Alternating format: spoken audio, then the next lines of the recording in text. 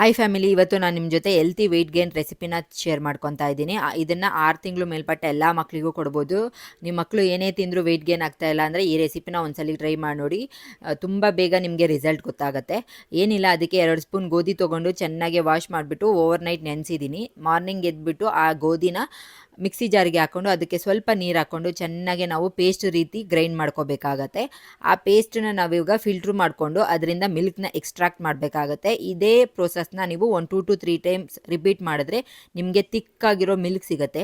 ತುಂಬ ತಿಕ್ಕಾಗಿದೆ ಅಂತ ಅನಿಸಿದ್ರೆ ಸ್ವಲ್ಪ ನೀರು ಹಾಕ್ಕೊಂಡು ಕನ್ಸಿಸ್ಟೆನ್ಸಿನ ಕೂಡ ನೀವು ಅಡ್ಜಸ್ಟ್ ಮಾಡ್ಕೋಬೋದು. ಈ ಮಿಲ್ಕ್ನ ಇವಾಗ ನಾವು ಒಂದು ಪ್ಯಾನಿಗೆ ಹಾಕ್ಕೊಂಡು ಕಂಟಿನ್ಯೂಸ್ ಆಗಿ ಸ್ಟಿರ್ ಮಾಡ್ತಾನೆ ಇರಬೇಕು. ಬಿಕಾಸ್ ಲಂಪ್ಸ್ ಅಂದರೆ ಗಂಟು ಆಗಬಾರ್ದು. ಹಾಗಾಗಿ ಒಂದು 5 to 8 ಮಿನಿಟ್ಸ್ ಕುಕ್ ಮಾಡಿದ ತಕ್ಷಣ ನಿಮಗೆ ಈ ಥರ ಕನ್ಸಿಸ್ಟೆನ್ಸಿ ಬರುತ್ತೆ. ಆಮೇಲೆ ಅದಕ್ಕೆ ಸ್ವಲ್ಪ ತುಪ್ಪ ಹಾಕ್ಕೊಂಡು ಚೆನ್ನಾಗಿ ಮಿಕ್ಸ್ ಮಾಡಿಬಿಟ್ಟು ತಣ್ಣಗಾದ್ಮೇಲೆ ಮಕ್ಕಳಿಗೆ ತಿನ್ನಿಸಿ ನೋಡಿ. ತುಂಬ ಟೇಸ್ಟಿಯಾಗೂ ಕೂಡ ಇರುತ್ತೆ.